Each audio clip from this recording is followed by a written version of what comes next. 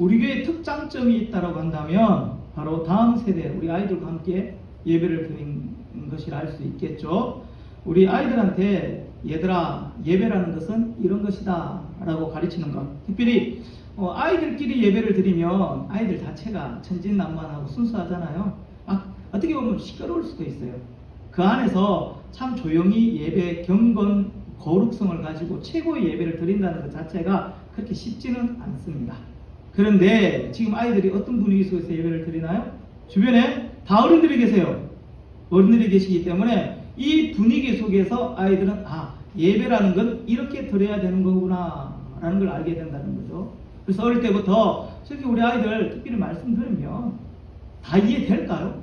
안 돼요. 우리 아이들 얘들아 그렇지, 목사님이 앞에서 강대상에서 우리 어른들을 대상으로 말씀을 전하는 것 여러분들 10분의 1 정도만 이해한다 하더라도 정말 많은 것 이해하고 깨달은 거예요. 근데 그렇게 쉽지 않은 이 예배를 함께 드리는 이유가 이 아이들이 어릴 때부터 예배라는 건 이런 거구나, 이렇게 조용히 하나님 앞에 거룩하고 진실하게 최선을 다하여 예배를 드리는 이 모습들을 이곳에서 배운다는 거예요.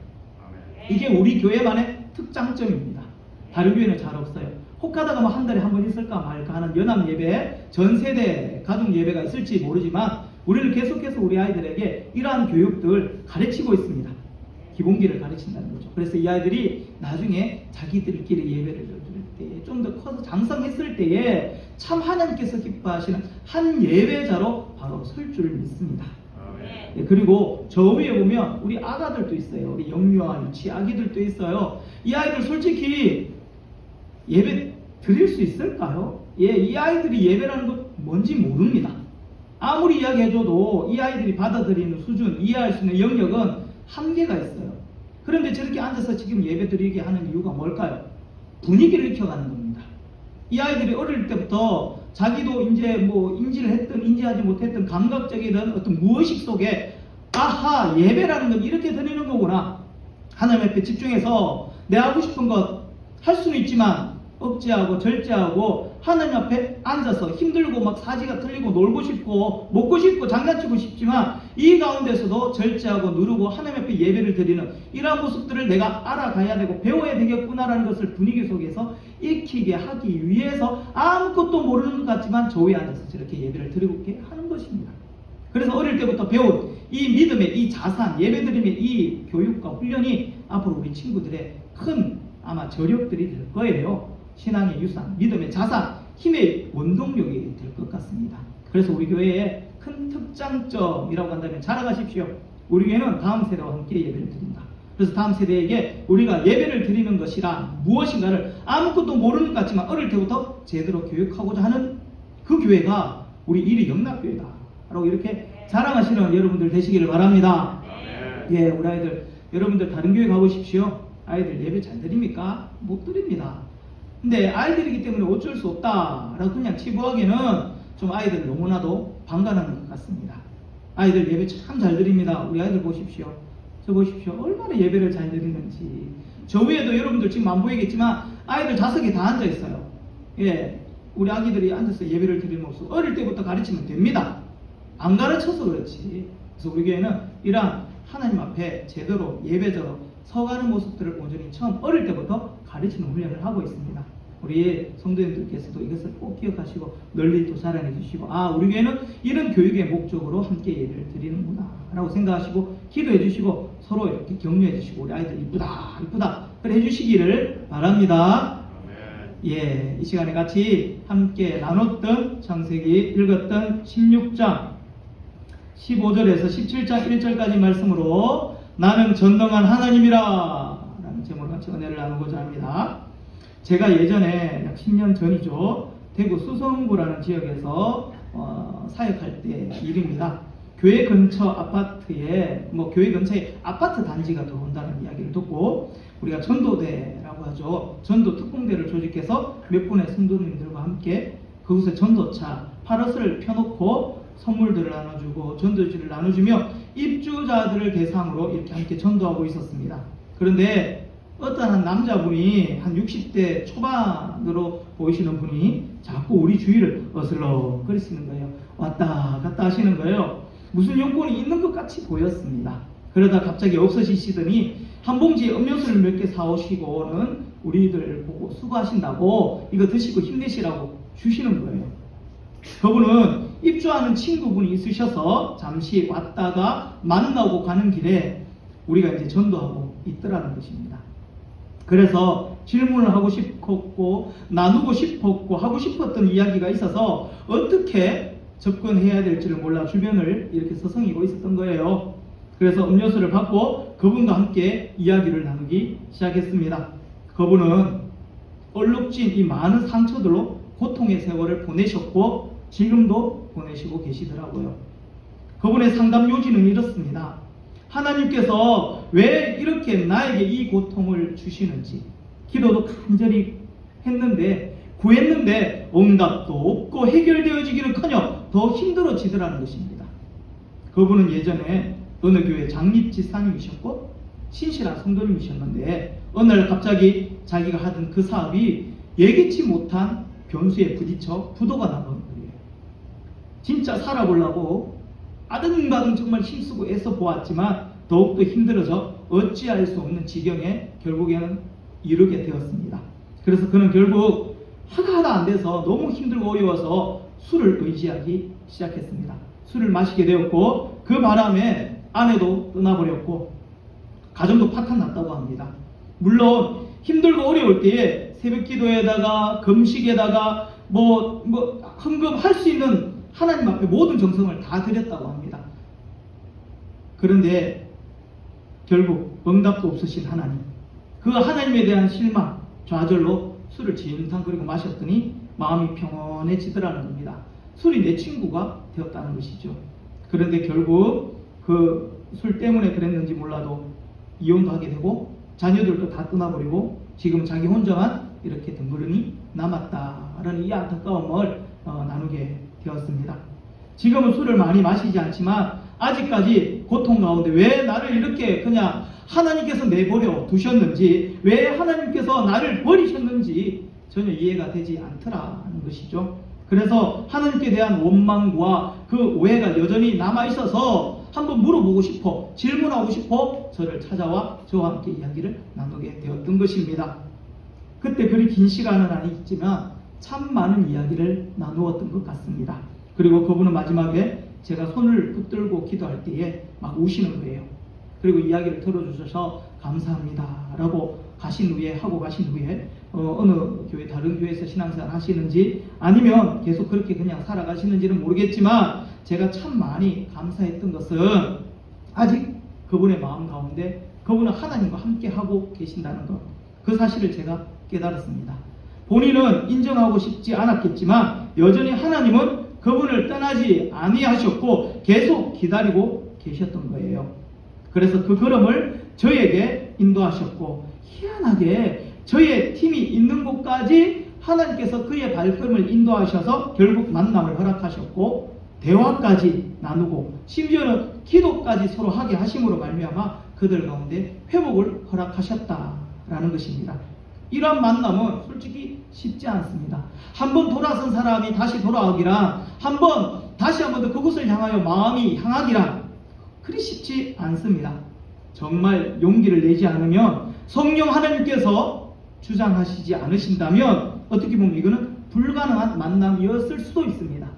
그래서 그 만남을 허락하신 하나님께서 여전히 그분을 사랑하신다라는 것을 그분의 그 말씀과 특별히 기도할 때 흘리셨던 그 눈물을 통해서 제가 알 수 있었던 것입니다.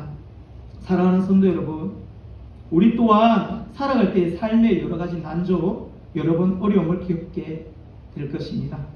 응답과 해결을 기다림에, 이 기다림에 우리 많은 이들은 지쳐서 좌절하고 인생의 꿈 또한 접어버릴 때, 희망을 접어버릴 때가 또한 많다라는 사실이지요. 그래서 사람들은 기다림에 지쳐 살아가는 인생이라고 해도 과언이 아닐 것입니다. 우리 모든 사람들은 기다림에 허덕거리고 살아가고 있다는 것이죠.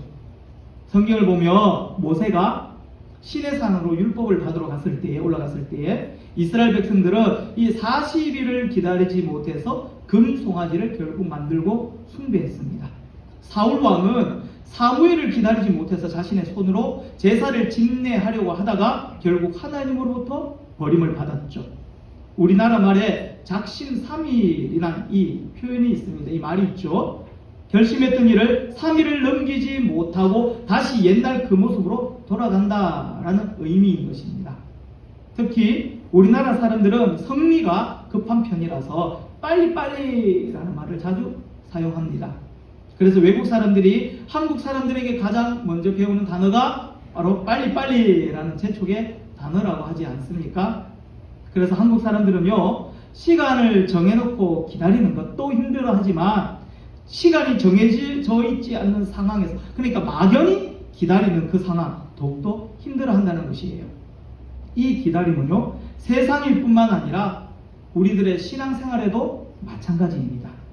성경에는요, 하나님이 약속하시고 약속하셨던 그 일들이 이루어지는 것을 그저 기다리며 살아가는 사람들의 이야기들로 가득 차 있습니다. 하나님 말씀하셨죠. 그 말씀 하나님 제가 믿습니다. 응답해 주십시오 라고 마냥 기다리고 있는 사람들의 이야기들로 기록되어져 있다라는 사실이죠. 하나님께서는 분명히 약속해 주셨지만 그 일이 성취되기까지는 오랜 시간이 걸리는 상황들을 우리는 성경에서 자주 접하게 됩니다. 다윗을 보십시오. 사무엘 선지자로부터 왕이 될 것이라는 그 약속의 기름을 부음 받았지만 실제 다윗 왕이 되기까지는 약 15년 이상이 세월이 걸렸습니다. 왕이 될 것이다 라고 해놓고 15년 후에 왕이 되었다니까요. 요셉을 보십시오. 어릴 때 이 요셉이 꿈꾼 지 17년 후에 그 꿈이 이루어졌습니다. 모세는 인생 40살에 이스라엘의 지도자가 될 것으로 생각했지만 실제로 모세가 이스라엘의 지도자가 된 것은 그로부터 40년이 지난 후에 나이 80이 되어서였습니다. 우리도 마찬가지입니다. 말씀을 읽다가 말씀을 듣다가 그리고 기도를 하는 중에 찬양을 하는 중에 하나님께서 주신 꿈과 소망이 있습니다. 그리고 우리는 그 꿈과 소망을 붙잡고 신앙생활을 해 나갑니다. 그런데 아무리 기도하고 말씀을 보고 찬양을 해도 현실은 달라진 것 없습니다. 여전히 답답하고 여전히 어렵고 여전히 고통 가운데 있습니다. 그러다 보면 신앙의 회의가 찾아오게 됩니다. 하나님 정말 약속해 주신 것 맞습니까? 라고 의심하다가 나중에는 하나님 알았습니다. 그냥 나는 내 방식대로 살아가겠습니다. 자기가 선택한 그 길로 결국에 나아가게 된다는 것이죠. 오늘 본문도 이러한 기다림에 지쳐 넘어진 한 사람을 보여줍니다. 누구입니까? 믿음의 조상 아브라함입니다. 아브라함은요, 이 갈대아 우르라는 그 땅에서 하나님과 전혀 상관없는 그 우상을 섬기는 집안에서 그렇게 이럭저럭 살아가고 있었습니다. 여기에서 잠시 한번 이름을 짚고 넘어가도록 할게요. 원래 아브라함의 그 이름은 뭐였을까요? 아브람이었어요. 원래 이름은 아브람이었는데 후에 아브라함으로 하나님께서 개명시켜 주셨죠. 다시 말하면 이 이름들은요, 나는 전능하신 하나님이다 라고 오늘의 이 말씀을 주신 후에 이름이 개명이 되었습니다. 아브람이라는 뜻은 여러 민족의 아버지다 라는 뜻이고요. 원래 이름 그 안에 이름 사라가 아니었어요. 원래 이름은 사레였어요. 그래서 성경에 보면 사레라고 기록하고 후에 가면 사라라고 기록하고 있는데, 사레라는 뜻은요, 나의 사랑이라는 이 작은 가족 공동체 안에서 소박하게 사용할 수 있는 이름의 뜻으로 사레라고 했습니다. 그러나 하나님께서는 이후에 너의 이름을 사라라고 하셨어요. 이 사라라는 뜻은 왕후, 만백성이 존귀케 하는 자, 우러러 높임을 받는 그 여인이라는 뜻으로 사라라고 하나님께서 이름을 개명시켜 주셨던 것입니다. 이렇게 아브라함이 갈대아 우르에서 잘 살고 있는데 하루는 하나님이 찾아오십니다. 그리고 말씀하시죠. 아브라함아, 본토 친척 아비집을 떠나라. 그런데 떠나라고 이렇게 말씀하실 때 그냥 아무런 뜬금없이 그냥 떠나라고 말씀하시 아니하시고 약속의 말씀도 함께 주셨습니다. 그 약속의 말씀이 무엇입니까? 창세기 12장 2절에 보시면 이런 말씀이 나와 있어요. 내가 너로 큰 민족을 이루고 내게 복을 주어 네 이름을 창대하게 하니 너는 복이 될지라. 큰 민족, 즉 큰 자손, 후손들을 허락하겠다라고 말씀하셨다라는 것이죠. 다시 말하면 네가 지금 자녀가 없잖니? 내가 자녀를 주겠다. 그 자녀들로 말미암아 내 후손의 큰 민족을 허락하겠다라고 하나님께서 이렇게 약속을 하셨습니다. 솔직히 저주를 여겼던 이 시대에 자녀가 없다는 것, 출산이 없다는 것, 저주를 여겼던 이 시대에 아브라함과 사레는 하늘의 별, 땅의 티끌, 바닷가의 이 모래와 같은 자손을 주시겠다고 하시니 어찌 안이 드러날 수 있겠습니까? 무엇인들 못하겠습니까? 하나님의 말씀에 믿음을 가지고 머나먼 그 여정의 길을 떠났던 것입니다. 갈대아 우르로 떠나 내가 지정한 그곳으로 가라. 결국 가나안 땅에 도착하게 되지요. 가나안, 갈대아 우르에서부터 가나안까지 거리상으로 보면 얼마 정도가 될까요? 약 1500에서 1600km가 됩니다. 말하기가 쉽지 절대로 걸어서 갈 수 있는 그 거리가 아닙니다. 1600km. 어마어마하지 않습니까? 그리고 그곳에 도착했습니다. 그런데 도착해서 아무리 기다려도 하나님의 그 약속의 말씀이 이루어지지 않습니다. 11년이라는 세월이 흘렀죠. 이제 약속의 말씀에 대한 그 소망이 사라질 때에 아내였던 그 사레가 한 가지 제안을 하죠. 여보, 내가 데리고 있던 이 여종 하나를 통해서 우리가 함께 자식을 가집시다. 아무리 생각해봐도 이것이 하나님의 뜻인 것 같아요. 그래서 이 아브라함은 아내 사레의 그 제안을 받아들여 여종 하갈에게서 아들 이스마엘을 얻게 됩니다.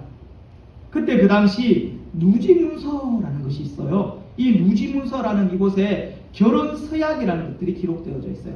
그 내용에 보면 거기 있는 조항에 출산하지 못한 아내는 여종을 남편에게 첩으로 주어야 한다. 꼭 그렇게 기록되어져 있습니다. 그리고 그들은 내 몸에서 난 자손이라는 이 약속을, 이 자손이라는 이 범위를 서자까지 다 포함시키고 있었던 것입니다. 게다가 이전에 하나님께서 약속하신 이 씨가, 이 자녀가 사례를 통해서만 주실 것이라는 이 확실하고 정확하게 주신 말씀 또한 없었습니다. 그리고 결혼 조약, 아까 좀 전에 말씀드렸던 누지문서 안에 결혼 서약 이 조항 중에 첩에게서 난 아이라고 할지라도 본 부인에게 아이가 없을 경우에는 이 아이는 그 가족을 이어나갈 수 있는 후손으로 간주한다라는 이런 조항들 또한 있습니다. 그래서 그들은 아들을 얻기 위해서 이렇게 시도한 이 방법, 결국 하나님의 뜻을 어기는 것이라고 생각하지 않았던 것입니다. 하나님께서도 이러한 조항들을 우리에게 주셨으니 이것 또한 하갈에게서 이스마엘을 얻는 것 또한 하나님의 뜻이겠거니 라고 그는 당연하게 그렇게 생각했던 것입니다. 그렇지만 이 부부가 선택했던 이 방법 결국 잘못되었음을 뒤에 창세기 21장 1절에서 7절까지 하나님께서는 본래 의도를 드러내실 때까지 몰랐습니다. 그 이후에 알았습니다. 아이고야, 하나님께서 마음이 많이 상하셨겠구나. 우리가 했던 이 방법은 인간적인 방법이었구나. 하나님께서 원하셨던 것은 이것이 아니었구나. 뒤에 가서 그들은 그렇게 알게 되었던 것입니다. 그런데 문제가 생겼죠. 아브라함이 여종인 하갈을 통해서 자식을 낳은 이후에 하나님의 음성이 들리지 않는 것입니다. 아들을 낳고 이스마엘을 낳고 그 이후에 몇 년이라는 세월이 흘렀죠? 13년이라는 세월 동안 하나님께서는 침묵하셨습니다. 13년 동안 아무 말씀 없이 하셨다는 것이죠. 이 침묵의 의미는 무엇을 뜻하겠습니까? 하나님이 대단히 마음 아파하셨고 마음 상하셨음을 의미하고 있습니다. 아브라함은 신실하신 그 하나님의 그 약속을, 그 신뢰를 믿지 못하고 결국 인간적인 그 방법을 통해서 이스마엘을 낳았기 때문이죠. 그래서 결국 14년 동안 하나님께서 침묵하셨던 것입니다. 그렇다면 14년 동안 하나님의 그 침묵이 우리에게 가르쳐 주고자 하시는 교훈 과연 무엇이 있을까요? 오늘은 하나님의 침묵에 대해서 한번 잠시 살펴보고자 합니다. 침묵, 우리 다음 세대 우리 친구들 혹시 침묵이라는 단어 아시나요? 침묵. 예, 침묵이라는 뜻은 그 어떤 말도 표현도 하지 않는 거. 그냥 가만히 있는 거예요. 말을 해야 되는데 어떤 표현을 하는데 내가 이야기를 했는데 물었는데 질문했는데 아무 답이 없는 거 있죠. 그냥 가만히 막말로 우리가 좀 거친 말로 하자면 씹는다. 예, 내가 무슨 말을 했는데 아무런 대답이 없는 거예요. 그리고 고요함 속에 정적 흐르는 거, 조용한 거, 이게 바로 침묵이에요. 아시겠죠? 그래서 오늘 첫 번째로 우리들도 하나님과의 관계 속에서 침묵으로 단절될 수 있다는 것을 의미하고 있습니다. 본문 17장 1절 전반부에 보시면 드디어 하나님은 말씀하십니다. 침묵 가운데 계셨던 하나님께서 말씀하시죠. 아브라함이 99세 때에 여호와께서 아브라함에게 나타나셔서, 이렇게 초반에 말씀하고 있으면서, 즉 아브라함 99세 때 하갈에게서 이스마엘을 낳은 지 무려 13년이라는 세월이 지난 후에 하나님이 나타나신 거예요. 이전까지 그토록 하나님을 찾았지만, 하나님 이제 어떻게 해야 됩니까? 말씀해 주십시오 하나님. 하나님 묵묵부답이셨습니다. 전혀 만남이 허락되지 않았죠. 하나님 이스마엘 주셨잖아요. 이 이스마엘 진짜 하나님께서 허락하신 큰 민족을 이루는 후손 맞나요? 말씀해 주십시오. 조용하셨습니다. 하나님 저 오늘 이러한 일들이 있었는데 하나님 이 일에 대해서 어떻게 생각하십니까? 하나님 기뻐하시는 하나님의 뜻인가요? 아니면 나만의 인간의 생각인가요? 세상적인 욕심인가요? 하나님 말씀해 주십시오. 하나님 말씀하지 아니하셨습니다. 어떻게 보면 이렇게 말씀 없는 이 세월 가운데 아브라함도 정신없이 살다 보니까 바쁜 인생 가운데 오히려 아브라함도 결국에는 하나님을 찾지 않았을 수도 있습니다. 오랫동안 서로가 교제가 없었다 보니까 아마 지금 이 대화 속의 이 분위기는 우리가 상상할 수 있을 정도로 많이 어색했을 것 같습니다. 아브라함아 잘 있었느냐?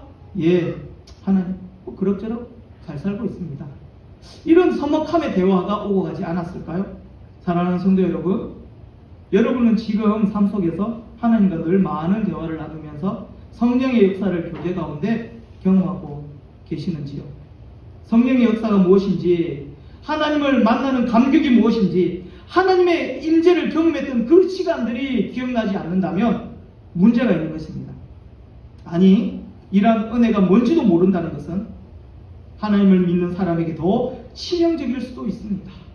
하나님을 만난 적도 없고 깊은 대화를 나눈 적도 없고 체험도 없고 감격도 없고 신앙생활을 한다는 것은 교회를 다니는 진정한 의미를 찾지 못하고 있다는 것이죠. 어떻게 보면 위험부담을 안고 교회를 다니는 것일 수도 있습니다. 언제 어떻게 넘어질지 모르기 때문이죠. 하나님이 그 체험적 그 신앙을 우리에게 허락해 주시는 그 이유는 결코 흔들리지 않는 믿음의 그 힘을 우리 가운데 기대하고 계시기 때문입니다.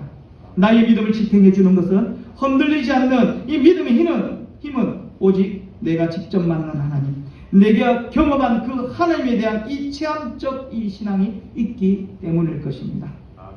이론적으로 그저 하나님만을 아는 것으로는 많이 부족하다는 것이죠. 사랑하는 성도 여러분, 하나님 이미 여기 계신 각자의 성도님들의 심령 속에 계십니다. 여러분들의 삶 속에서 항상 계십니다. 먼저 그 하나님을 인정하시기 바랍니다. 그리고 그분께 조용히 고백하시길 바랍니다. 하나님께 말을 걸면 여러분 심령 가운데 혹은 늘 함께 하셨던 하나님께서도 대답해 주실 것입니다. 온 신경계와 모든 감각의 그 전율을 통해서 심금을 울리는 그 감동 또는 평안함으로 여러분들 각자에게 반드시 대답해 주실 것입니다. 바로 하나님은 아버지이시기 때문이죠. 바라기는 여기 계신 모든 성도님들은 하나님과 깊은 대화를 늘 나누시는 깨어있는 심령들이 되시기를 소망합니다. 아멘. 오늘도 분명 이 예배를 통해서 찬양을 통해서 말씀을 통해서 목사가 되어나는 이 하나님의 말씀을 통해서 하나님을 만나는 이 은혜가 이 자리에 여러분들 삶 가운데 가득 흘러 넘쳐나시기를 소망합니다. 아멘. 두 번째, 침묵의 기간만큼 괴롭고 답답한 것은 없습니다. 서론에서 제가 아파트 전도 중에 만났던 분은 대답이 없으시고 길을 보여주시지 않으셨던 그 하나님 때문에 그분은 많이 힘들어했고 답답해했다라고 이런 이야기를 나눴습니다. 하나님의 사람은 하나님의 음성을 듣고 살아가는 사람입니다. 다시, 하나님의 사람은 하나님의 음성을 듣고 살아가는 사람입니다. 아멘. 성령님의 인도하심에 따라 살아가는 사람이라는 것이죠. 그런데 우리가 하나님의 음성을 듣지 못하고 성령님의 인도하심을 받지 못한다면 그것처럼 답답하고 괴로운 일이 어디 있겠습니까? 아무리 좋은 환경이 있다 할지라도 내게 하나님의 음성이 들려오지 않는다면 가슴이 답답하고 힘들 것입니다. 예를 들자면 우리 부부가 한 집에 같이 살면서 1년, 2년, 3년 혹은 10년 동안 별로 대화를 나누지 않고 살아간다고 한번 생각해 보십시오. 남편이 혹은 아내가 이야기를 하는데 돌아오는 것 그저 친구뿐이었다라고 한다면 정말로 부부로 같이 사는 것 아마도 많이 힘들 것입니다. 차라리 한 집에 같이 살고 있지 않다고 한다면 오히려 괴로움이 덜했을 수도 있겠지요. 이 얼마나 불행한 일입니까? 마찬가지입니다. 우리가 예수님을 진정으로 믿을 때 성령 하나님께서 내 심령에 찾아오셔서 내 심령 가운데 함께 하시는 그 말씀이 내 삶 가운데 나의 교제 가운데 없다면 나의 영혼은 얼마나 답답하고 얼마나 힘들겠습니까? 이러한 이 상황인데도 불구하고 내 영혼이 평안하다, 나는 아무런 어려움 없이 잘 살고 있다고 한다면 내가 정말 구원받은 자인지 아닌지 진지하게 한번 생각해 볼 필요가 있다는 것입니다. 믿는 성도가 가장 고통스럽고 가장 괴롭고 가장 답답할 때가 언제입니까? 사방으로 우겨쌈을 당할 때도 아니요, 사람들로부터 배신을 당할 때도 아닙니다. 물질적인 어려움이 있을 때도 아닙니다. 물론 이런 일들이 힘들고 괴롭습니다. 그러나 이런 것들은 시간이 좀 지나면 극복해 나갈 수 있는 조건들이죠. 그러나 하나님의 음성이 들려오지 않을 때는 전혀 다릅니다. 기도를 해도 하나님이 멀리 계시는 것처럼 느껴지고 말씀을 들어도 마음에 와닿지 않고 은혜와 감사의 눈물은 이미 메말라졌다고 느껴질 때 믿는 성도들에게는 큰 어려움이 될 것입니다. 사도행전 27장에 보시면요, 죄수인 이 사도 바울을 포함해서 276명의 사람들이 배를 타고 로마에 가고 있는 장면이 나옵니다. 그렇게 항해하던 중에 유가굴라라는 큰 강풍을 만나게 됩니다. 그리고 며칠 동안 고생하게 되죠.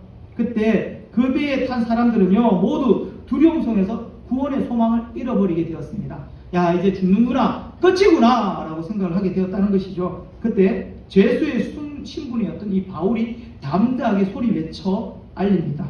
여러분들 안심하십시오. 우리들 중에 아무도 생명에는 지장이 없을 것입니다. 다만 우리가 타고 있는 이 배만 손상을 입을 것입니다. 이렇게 이 죄수의 신분인 이 바울이 당당하게 외칠 수 있었던 그 이유는 무엇이었을까요? 바로 하나님의 음성을 들었기 때문입니다.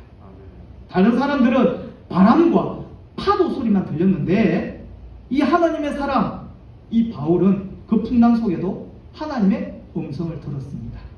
바울이 들었던 그 하나님의 음성이 무엇이었습니까? 사도행전 27장 24절에 보시면 바울아, 두려워하지 말라. 네가 가이사 앞에 결국은 서야 하겠고 또한 하나님께서 너와 함께 항해하는 자들을 다 내게 주셨다라는 말씀이었습니다. 두려워하지 말라. 다 내게 주었다. 너는 결국 가이사 앞에 서야 될 것이다. 이렇게 하나님의 그 음성을 들었기 때문에 그는 당당하고 힘있게 그들에게 외칠 수 있었던 것입니다. 사랑하는 성도 여러분, 내가 비록 연약한 모습으로 살아간다 할지라도 이 바울처럼, 사도 바울처럼 죄수의 신분에 있다 할지라도 두려워하지 않고 담대하게 살아갈 수 있는 것, 바로 하나님의 그 음성을 듣는 그 길밖에 없음을 인정하시기 바랍니다. 성령 하나님은 인격적이시기 때문에 내가 소원하고 원하면 반드시 내 곁에 내 심령에 찾아와 말씀해 주십니다. 그리고 어떤 방식으로든지 말씀해 주셔요. 그리고 그 말씀을 듣기만 하면 어려운 그 순간을 극복해 나갈 것입니다. 무슨 일이 생길 때마다, 그리고 어떤 일을 결정할 때마다 성령 하나님과의 이 대화, 이 교제를 통해서 선한 결과를 이루어 나가시는 성도님들 되시기를 바랍니다. 마지막으로 하나님께 주시는 침묵의 이 교훈은 세 번째, 엘샤다이 하나님을 만나라는 것이에요. 하나님께서 말씀하지 아니하실 때는 엘샤다이 하나님을 만나라는 것입니다. 하나님이 아브라함에게 침묵하신 이 13년 동안의 아브라함의 행적 한 줄도 기록되어지고 있지 않습니다. 하나님께서 침묵하신 그 기간 동안 이 아브라함이 뭘 했는지 하나도 성경에 나타나 있지 않다니까요. 창세기 16장 10절에서 아이를 낳았더라. 이스마엘을 낳은 후 바로 17장 1절에서 하나님이 아브라함이 99세 때 이렇게 나타나셨습니다. 하나님이 침묵하고 계실 때 아브라함이 어떻게 살았는지 우리는 알 수 없습니다. 다만 추측컨대 하나님 하갈의 몸에서 낳은 이 이스마엘이 무럭무럭 이 성장하는 모습을 보면서 흐뭇해하는 마음으로 지켜보면서 아마 살았겠죠. 그리고 인간의 어떤 희노애락을 다 느끼면서 하나님과 상관없이 13년이라는 이 세월을 살았을지도 모릅니다. 그런데 이렇게 잘 살고 있는 이 아브라함에게 갑자기 나타나셔서 하셨던 말씀이 뭔가요? 17장 1절입니다. 아브라함이 99세 때에 여호와께서 아브라함에게 나타나서 그에게 이르시되 나는 전능한 하나님이라 너는 내 앞에서 행하여 완전하라 이렇게 말씀하십니다. 그리고 예전에 약속하셨던 그 약속을 다시 언급하시면서 심지어는 이름까지 개명해 주십니다. 아브라함에서 아브라함으로 사레에서 사라까지. 그리고 이제 아들을 주시겠다고 하십니다. 뜬금없이. 자, 한번 생각해 봅시다. 창세기 12장에 보시면 잘 살고 있던 아브라함에게 나타나셔서 약속의 말씀을 주시면서 먼 길을 떠나라고 하십니다. 그런데 그 약속하신 그 하나님께서 11년 동안 종족을 감추셨어요. 말씀이 없으셔서 결국 하갈을 통해서 이스마엘을 낳았더니 이스마엘을 낳았다고 하나님께서는 섭섭해 하시면서 오히려 13년 동안 더 잠잠해 하셨습니다. 도합 24년이라는 세월이 흘렀습니다. 이제 모든 것을 다 내려놓았죠. 다 포기하고 심지어는 언제 주셨는지도 기억나지 않는 그 약속의 말씀까지 이제는 다 내려놓았습니다. 언제 하나님 말씀 주셨지? 10년 전인가? 24년이나 됐네. 아이고 이제는 포기하자. 왜 하나님께서 이렇게 말씀을 주시면서 들뜨게 하셔놓고 이렇게 먼 곳까지 오게 하셔놓고 이게 뭔가? 라는 이 찝찝한 마음 갖고 내 인생 그러면 그렇지 뭐 내 인생 별볼일 있나? 이렇게 생각하면서 그냥 만족하고 살자라고 다 내려놓고 그냥 포기하고 있는데 하나님께서 갑자기 나타나셔서 말씀하십니다. 사랑하는 성도 여러분, 우리가 알아야 될 것은 너무 늦어버린 것이 아니라 사실 불가능한 그때에 하나님은 찾아오십니다. 모든 것이 끝났다고, 모든 것이 절망이라고 생각한 그 시간에 하나님이 찾아오신다는 것이죠. 왜죠? 사람의 끝이 바로 하나님의 시작이심을 알게 하기 위해서입니다. 사람의 끝은 하나님의 시작입니다. 성경을 보시면 사람이 할 수 없다고 생각할 그때에 하나님은 일을 시작하시는 것을 우리는 볼 수가 있습니다. 마가복음 6장을 보시면요, 오병이어 사건 이후에 제자들은 이렇게 배를 타고 갈릴리 호숫가를 건너가고 있었죠. 예수님은 한적한 곳에 따로 가셔서 기도하러 가셨습니다. 그런데 이 제자들이 갈릴리 호수 한가운데로 접어들자마자 큰 풍랑이 치잖아요. 밤새도록 고생합니다. 그리고 마가복음 6장 48절에 이런 말씀이 나와요. 바람이 거스름으로 제자들이 힘겹게 노젓는 것을 보시고 밤 사경쯤에 바다 위로 걸어서 그들에게 오사. 제자들이 힘겹게 노젓는 것을 보시고 예수님은 제자들이 밤새도록 풍랑으로 인해서 고생하고 이제 죽을 것 같아서 그때 그제서야 예수님께서는 찾아오고 계신 것입니다. 그러니까 제자들이 밤새도록 고생하다가 이제 더 이상 힘도 없고 지쳐서 모든 것을 포기하고자 하는 그 시간, 밤 사경, 이제는 진짜 내려와 놔야 될 때, 이제 더 이상 진짜 어떤 것도 붙잡을 수 없고 살아날 가망조차 없는 그 시간, 밤 사경에 예수님께서 찾아오셨다는 것이죠. 사실 제자들이 고생하는 것, 힘들어하는 것 예수님께서는 다 보고 계셨습니다. 그렇다면 이제 막 제자들이 고생하기 시작할 때에 찾아와 주시면 얼마나 좋겠습니까? 왜 예수님은 인간의 마지막 순간에 역사하십니까? 우리 인간들이 다 알 수 없다고 두 손, 두 발 다 들 때 왜 그때서야 찾아오십니까? 그 이유는 간단합니다. 이 모든 일들이 하나님으로 말미암아 이루어졌음을 분명하게 하기 위해서입니다. 아멘. 운이 좋아서가 아니라 누구 때문에 그래서가 아니라 하나님으로 말미암아 이루어졌다는 그 사실을 분명하게 드러내시기 위해서 그때 그 시간에 찾아오시는 것입니다. 그러니까 이것을 아는 사람은 그냥 오래 끌 필요가 없습니다. 하나님의 속성을 알면 빨리 항복하고 빨리 두 손 들고 빨리 주님 다 내려놓습니다 하는 것이 최고일 것입니다. 왜냐하면 우리가 하나님 앞에 항복할 때 비로소 간섭하시고 역사하시기 때문입니다. 14년 동안 침묵하신 하나님이 아브라함에게 나타나셔서 이렇게 말씀하시죠. 1절 후반입니다. 나는 전능한 하나님이라 너는 내 앞에서 행하여 완전하라. 전능한 하나님이라는 이 말은요, 히브리어로 엘 샤다이라고 합니다. 엘 하나님, 샤다이 힘과 능력, 즉 하나님의 힘과 능력의 자체이시며 전능자이시다 라는 표현인 것입니다. 이 단어가 여기에 처음 나옵니다. 엘 샤다이. 아브라함아, 나는 엘 샤다이 전능자이다. 무에서 유를 창조한 전능한 하나님이다. 그런데 왜 너는 나를 신뢰하지 못하느냐? 왜 너는 너를 큰 민족 조상 되게 하려고 너를 불렀다. 그리고 하늘의 별들을 보여주면서까지 너에게 약속하지 않았느냐? 그런데 너는 왜 나를 신뢰하지 못하느냐? 나는 전능한 하나님이다. 이제 네가 나이가 많아 할아버지가 되었고 아내 사례가 할머니가 되었다 한다 할지라도 나는 너와 약속한 그 약속들을 반드시 지킬 수 있는 전능한 하나님이다. 엘 샤다이다. 이렇게 말씀하고 계시는 것입니다. 너는 나를 왜 신뢰하지 못하느냐? 이제 너는 내 앞에서 행하여 완전하라 라고 이렇게 말씀하셨습니다. 여기서 완전하다라는 것은 인격적으로 완전해져라 라는 이 의미가 아니라 하나님의 약속을 이제 완전히 신뢰하라 라는 이러한 의미인 것입니다. 결론을 내리도록 하겠습니다. 사랑하는 성도 여러분, 우리도 종종 아브라함처럼 엘 샤다이 전능하신 이 하나님을 신뢰하지 못할 때가 참 많습니다. 시간이 길어질수록 더욱더 그러하죠. 그래서 적당히 세상과 타협하고 쉽게 낙심하고 절망하고 살아갑니다. 누가 하나님의 사람입니까? 내 힘과 내 능력, 내 지혜로 살아가는 사람 아닙니다. 다른 사람의 힘과 다른 사람의 도움으로 살아가는 사람도 아닙니다. 엘 샤다이, 전능하신 하나님 힘과 능력을 믿고 살아가는 사람이 바로 하나님의 사람인 것입니다. 우리의 인생의 당면한 이 문제가 아무리 크고 높다 한다 할지라도 우리에게는 엘 샤다이 이 한 분이면 충분합니다. 아멘. 그분 앞에서 홍해가 갈라졌습니다.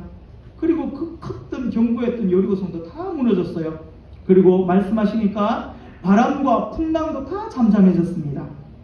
그분이 말씀하시니까 죽은 자가 살아났습니다. 이후로 아브라함은 이 엘 샤다이 하나님을 온전히 믿고 살아갑니다. 그래서 믿음의 조상이 되었고 축복의 통로가 되었죠. 우리도 아브라함처럼 기다림에 지칠 때가 반드시 있습니다. 하지만 엘 샤다이 전능하신 하나님이시만 믿고 나아가게 살아가시길 소망합니다. 아멘. 우리 인간의 끝이 하나님의 시작임을 믿기 때문에 하루라도 빨리 항복하시고 주님께 맡기십시다. 전능하신 하나님, 엘 샤다이의 이 하나님의 이 축복이 저와 여러분에게 우리의 삶 가운데 항상 온전히 충만하시기를 예수님의 이름으로 축복합니다. 아멘.